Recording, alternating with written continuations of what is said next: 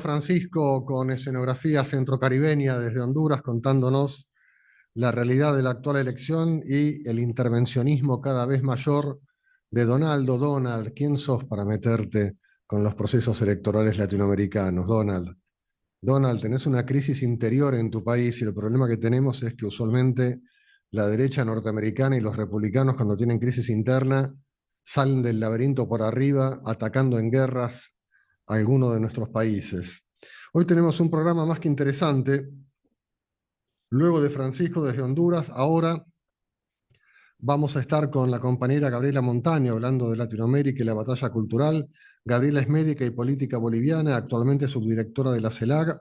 Luego tendremos, como siempre, diálogos en Latinoamérica.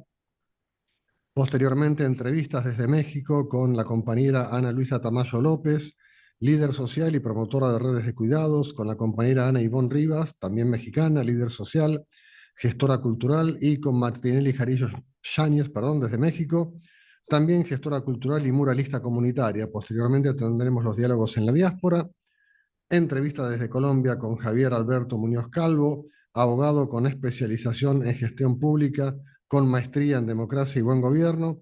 Y finalmente, en tiempos del CRE, con Diego, vamos a hablar un poco de la influencia árabe en el país de países de nuestros abuelos y bisabuelos. Pero bueno, ya que estamos ahora, arrancamos con nuestra primera entrevista con la compañera Gabriela Montaño. Gabriela, ¿estás ahí?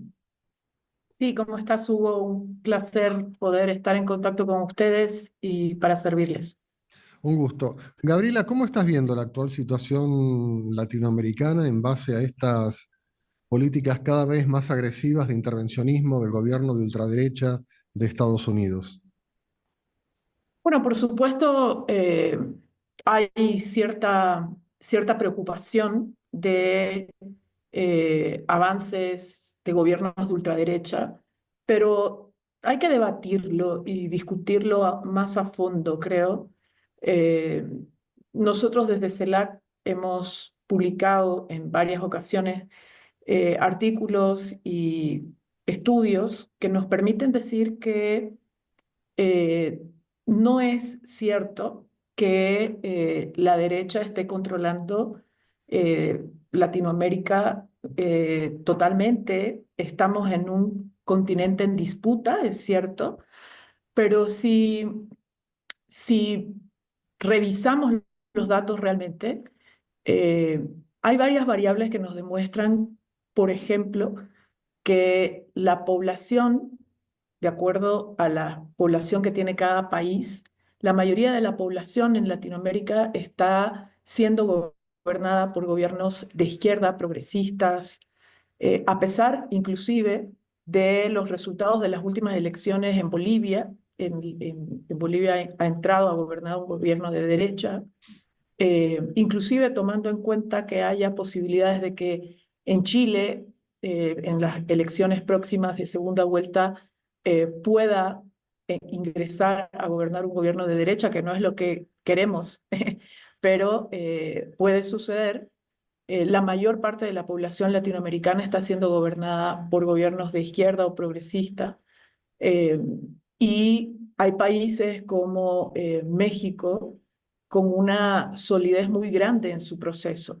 Y es uno de los países con mayor cantidad de población en Latinoamérica. Si hacemos el cálculo por PIB, también el único, digamos, factor que podría medirse en el cual sí la derecha, digamos, estaría ganando este terreno es cuando hacemos el conteo por países, ¿no? La cantidad de países que están siendo gobernadas por la derecha y la cantidad de países que están siendo gobernados por gobiernos de izquierda o progresistas. Ahí sí, la derecha y la ultraderecha tienen una leve ventaja frente a la izquierda. Por lo tanto, para mí hay que sentar sobre la mesa que es un continente en disputa política, pero hay una distancia enorme entre lo que sucede en Latinoamérica y en Europa, por ejemplo, ¿no? En Europa el avance de la ultraderecha y de la derecha es mucho mayor que el que ha existido en Latinoamérica en los últimos años. Gabriela, claramente fuiste una persona muy importante en el proceso de transformación y de encarnación de la justicia social en el Estado Plurinacional de Bolivia. Tuviste cargos legislativos importantes y haciendo un pequeño resumen, digamos que históricamente el marxismo siempre pensó que el Estado era el aparato administrativo que permitía a las clases dominantes ejercer su dominación. Luego, bueno, con los neomarxistas empezamos a plantearnos que el Estado también es un lugar de disputa en la lucha de clases, en la lucha de intereses. Como legisladora, ¿cómo sentiste este proceso en Bolivia a lo largo de toda tu participación parlamentaria? ¿Cómo se expresó en Bolivia la lucha de intereses y cómo la viste vos desde el Parlamento? Bueno, durante todos los gobiernos de Evo Morales, con el MAS, con el movimiento al socialismo, hubo transformaciones del Estado y de la sociedad muy importantes. Hubo avances en términos de redistribución de la riqueza muy importantes, eh, porque ese proceso no se dio simplemente como un momento de cambio en quién administra el Estado. Es decir, la diferencia no fue solamente que la izquierda o el progresismo con Evo Morales entró a gobernar y administrar el Estado, sino que se dieron procesos de transformación mucho más profundas a través de una asamblea constituyente que fue producto, además de enormes movilizaciones sociales, que fue producto de una alianza de las organizaciones sociales de los sectores trabajadores, campesinos, indígenas, estudiantes, profesionales, urbanos, etcétera, que luego de una larga noche neoliberal decidieron tomar el futuro de Bolivia en sus manos. Y claro, a veces somos inconscientes de que cuando nos aliamos todos y todas, las que somos o provenimos de los sectores populares, trabajadores, etcétera, somos una mayoría importantísima en casi todos los países. Y entonces, eh, esa alianza de organizaciones sociales creo que fue el centro del proceso de transformación del Estado y de la sociedad en Bolivia durante todos los gobiernos de Evo Morales con el MAS. Hago esta diferenciación de los gobiernos de Evo Morales con el MAS porque el último gobierno en Bolivia, eh, que fue dirigido por Luis Arce, también ingresó a gobernar con el MAS, pero abandonó la agenda que había marcado las organizaciones sociales y la Asamblea Constituyente en Bolivia. Y digo abandonó porque en lo económico, en lo político y en lo social se dieron fenómenos de destrucción de esa inmensa potencia que tiene la alianza de organizaciones sociales en Bolivia. Desde el gobierno de Luis Arce, sistemáticamente se fracturó organizaciones sociales, dirigencia, por un lado. Por otro lado, se destruyó el instrumento político por el cual las organizaciones habían llegado al gobierno, que era el MAS. Se lo desnaturalizó eh, y se lo arrebató de sus eh, dueños originales, digamos, ¿no? Que fueron siempre las organizaciones sociales. Y en lo económico, sobre todo se paralizó la inversión pública eh, en los ámbitos productivos que estaban proyectados en la agenda que se había generado de una agenda del bicentenario, porque Bolivia cumple este año 200 años de independencia como república, como Estado. Eh, y entonces, claro, en todos los ámbitos hubo un abandono y una traición al proceso de consolidación de la transformación del Estado, de la sociedad, intentando buscar justicia social, intentando buscar redistribución de los recursos económicos y evitar la concentración de la riqueza en pocas manos. eh, Se retrocedió también en aquellas conquistas sociales que que tenían fundamentalmente como vanguardia a los pueblos indígenas, a las mujeres en el país. Y entonces creo que hay una enorme cantidad de hechos que pueden demostrar si hubo una persecución sistemática a la dirigencia de organizaciones sociales, encarcelando dirigentes, eh, haciendo una persecución también jurídica, judicial, contra esa dirigencia, y finalmente proscribiendo al líder histórico de este proceso, Evo Morales, a quien no solamente no se le permitió participar en estas últimas elecciones, sino que se atentó contra su vida explícitamente hace un año atrás. Eh, eh, Evo Morales podría estar muerto porque hace un año organismos del Estado, Policía Nacional, atentó contra la vida de Evo Morales.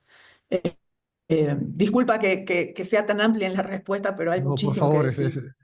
gracias por la respuesta. Me haces reflexionar en términos de que tanto Evo como Cristina han sido los únicos dos, hubo más, ¿no? Sin duda, pero los expresidentes nuestros a quienes les han gatillado y después resulta que los violentos somos nosotros.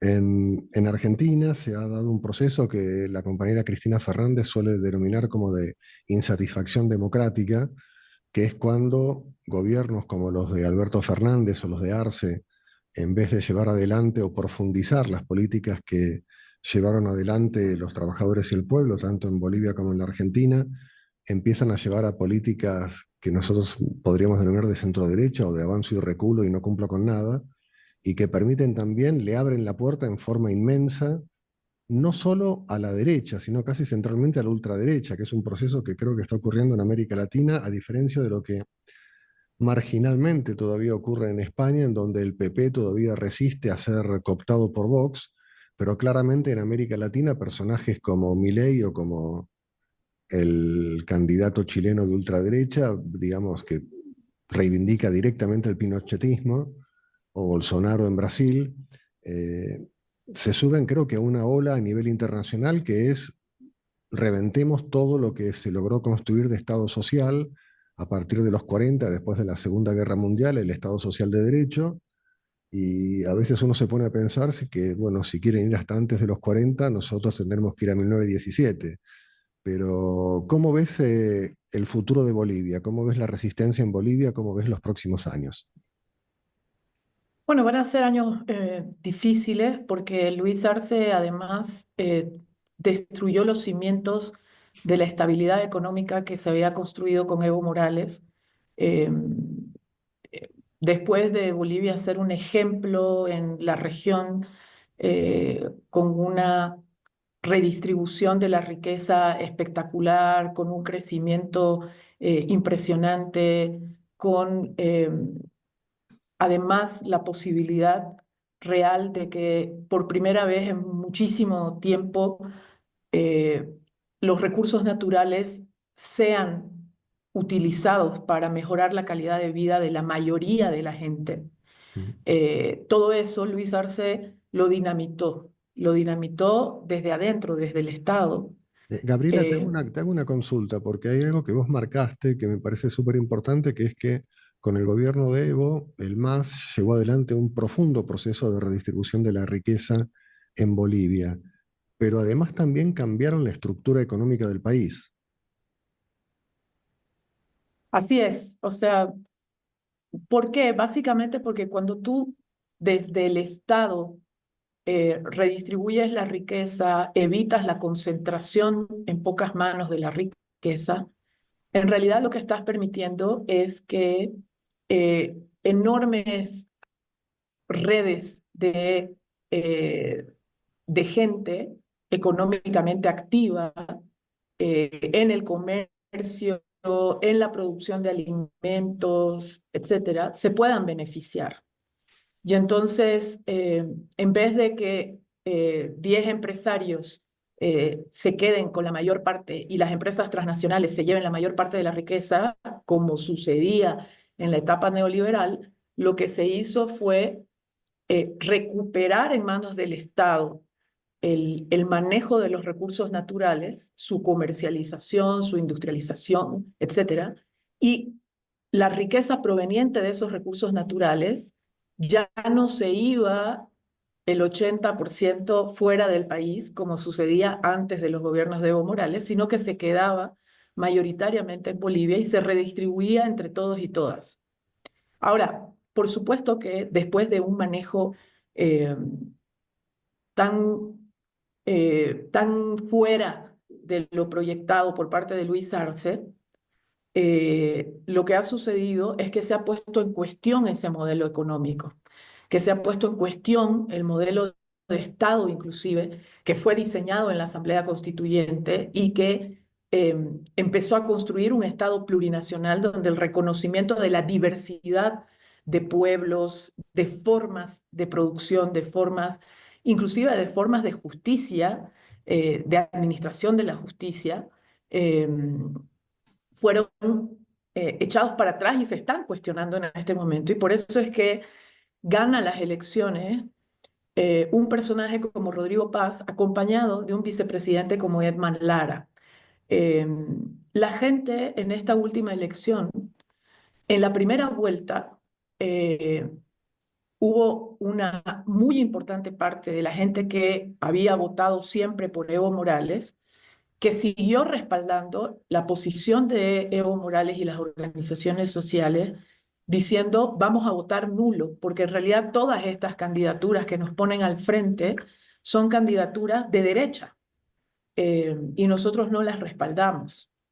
Eso sucedió en la primera vuelta y en la primera vuelta el nulo obtuvo alrededor del 20%. Hubo departamentos que en otros países se llaman provincias, en Bolivia se llaman departamentos. Hubo departamentos como el departamento de Cochabamba, donde el nulo ganó la elección. Y en más de la mitad de los municipios, también el nulo ganó la elección por encima de cualquier otro candidato. Entonces, creo que esa era una posición política muy firme diciendo, nosotros no vamos a votar por la derecha. Ahora, claro, cuando se llega a los resultados de la primera vuelta, en los cuales quedan Rodrigo Paz y Jorge Quiroga, ex vicepresidente de Banzer, un dictador que llegó luego a las urnas eh, por pactos políticos, pero Jorge Quiroga Ramírez, Tuto Quiroga, Ujú. era la representación de esa ultraderecha que tú hablas, ¿no?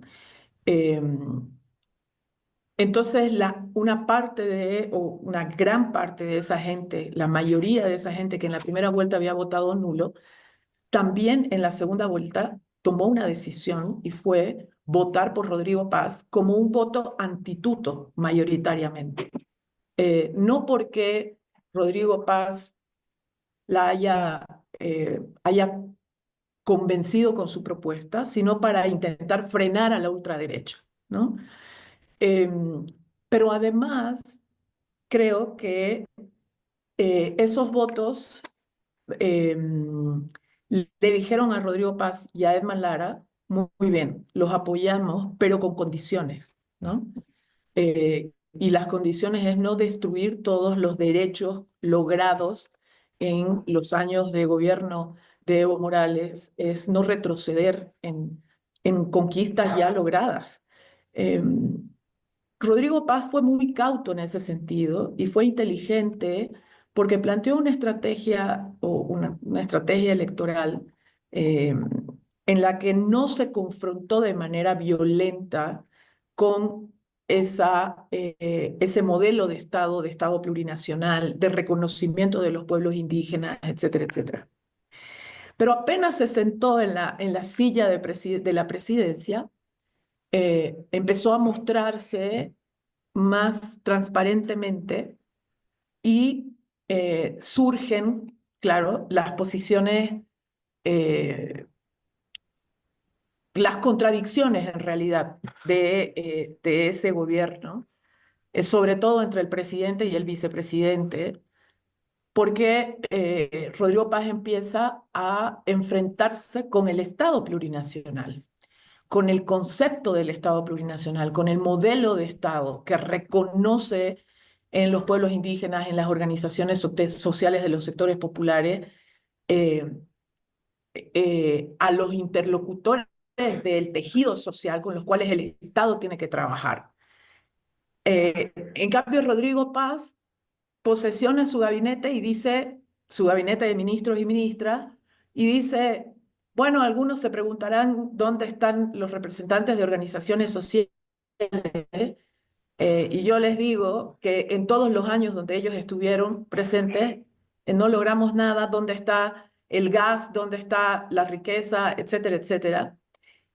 Y da señales muy contundentes en el sentido de que va a gobernar con los clásicos representantes de la tecnocracia, digamos, de la etapa neoliberal, con perfiles muy similares. Muchos de ellos fueron funcionarios públicos en la etapa neoliberal previa a los gobiernos de Evo Morales, eh, y deja por fuera a todos esos sectores en su representación, a esos sectores populares. Y entonces, eh, hay una contradicción en sí misma porque él ganó las elecciones gracias a esos sectores populares. Sin el voto de esos sectores populares, Rodrigo Paz no sería presidente. Entonces, yo veo hacia adelante eh, muchas posibilidades de que esos sectores populares se levanten ante acciones que vengan desde el gobierno de Paz, eh, acortando los derechos y poniendo sobre las espaldas de los sectores populares todos los ajustes económicos que pretende hacer, en vez de ponerlos sobre los sectores empresariales o que han, digamos, lucrado, inclusive de los momentos más duros, como sucede en toda Latinoamérica y en el mundo, como fue la etapa del COVID en la que tuvimos que encerrarnos todos y etcétera. Eh, en lugar de cobrárselos a esos sectores privilegiados, Rodrigo Paz parece que va a optar por cobrarle los ajustes a los sectores populares nuevamente. Y entonces ahí yo creo, vislumbro que esos sectores populares no están dispuestos a volver a ese pasado neoliberal secante previo a los gobiernos de Evo Morales. Yo creo que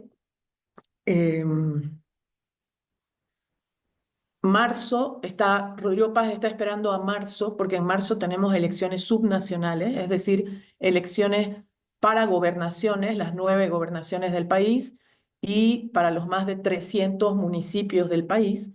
Y entonces, los ajustes más duros económicos, es muy probable que Rodrigo Paz espere hasta finales de marzo para tomar esas decisiones, y ahí es cuando se puede afectar la economía popular de una manera más dura. Es posible que tengamos el golpe de inflación, otro golpe de inflación importante cuando se tomen esas medidas, porque una de las medidas que ya está casi preanunciada es el levantamiento de la subvención de los combustibles. El Estado subvenciona los combustibles en Bolivia, tanto la gasolina como el diésel, y entonces, en el momento en que se levante, todavía no sabemos si se va a levantar de golpe para todos y para todas, o se va a dejar sectores como el sector del transporte pesado, el transporte de carga y el transporte de pasajeros, digamos, beneficiado todavía por una parte del subsidio, o se le va a levantar a todos. Bueno, eso se verá en marzo. Y creo que ahí va a venir el golpe fuerte para la población en general, ¿no?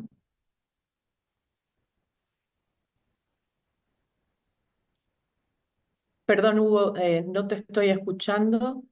No sé si tú me escuchas.